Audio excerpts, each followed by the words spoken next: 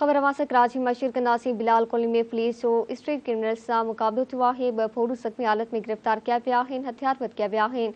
ॾोहारियुनि सां मुक़ाबिलो सनाटा पट्टी सेक्टर 5D नॉर्थ कराची में थियो। पुलिस जमायती जवाबदारनि जी सुञाणप शहरियार ऐं दिलावर जे नालनि सां थी आहे। ख़बर अवां कराची मां शुरू कयूं पिया। बिलाल कॉलोनी में पुलिस जो स्ट्रीट क्रिमिनल्स सां मुक़ाबिलो थियो आहे। 2 फोरू ज़ख़्मी हालत में गिरफ़्तार किया विया आहिनि। बिल्कुल नाज़रीन, ॾोहारनि सां मुक़ाबिलो सनाटा पट्टी सेक्टर 5D नॉर्थ कराची में थियो आहे। पुलिस मूजिब जवाबदारनि जी सुञाणप शहरियार ऐं दिलावर जे नालनि सां थी आहे। अवां खे ख़बर ॾियूं पिया कराची खां बिलाल कॉलोनी में पुलिस जे स्ट्रीट क्रिमिनल्स सां मुक़ाबले दौरान 2 फोरू ज़ख़्मी हालत में गिरफ़्तार थिया आहिनि। ख़बर अवां खे ॾियूं पिया। ॾोहारनि सां मुक़ाबिलो सनाटा पट्टी सेक्टर 5D नॉर्थ कराची में थियो आहे। हिकु भेरो ॿीहर कराची खां धरती TV न्यूज़ जो रिपोर्टर इसाक सर्किल लाइन ते मौजूदु आहे। जी इसाक, अपडेट कजो। ॾिसो, बिलाल कॉलोनी थाणे जी हद आहे जिते पुलिस ऐं ॾोहारियुनि विच में मुक़ाबिलो थियो आहे। मुक़ाबले दौरान जेको आहे ॿिन्ही तरफ़ां फायरिंग थी आहे। फायरिंग जे नतीजे में जेके 2 फोरू आहिनि उन्हनि खे पुलिस ज़ख़्मी हालत में गिरफ़्तार करे वरितो आहे।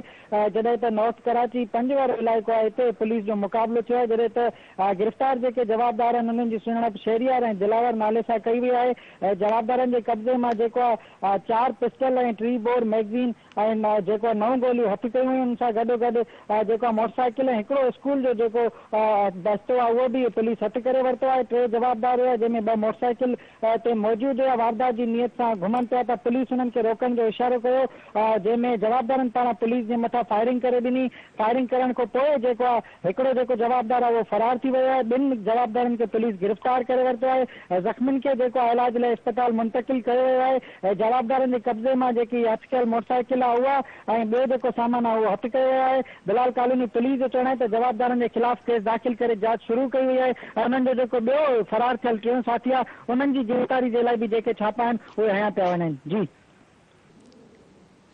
ठीकु आहे, वॾी महिरबानी सां तफ़सील ॾिना।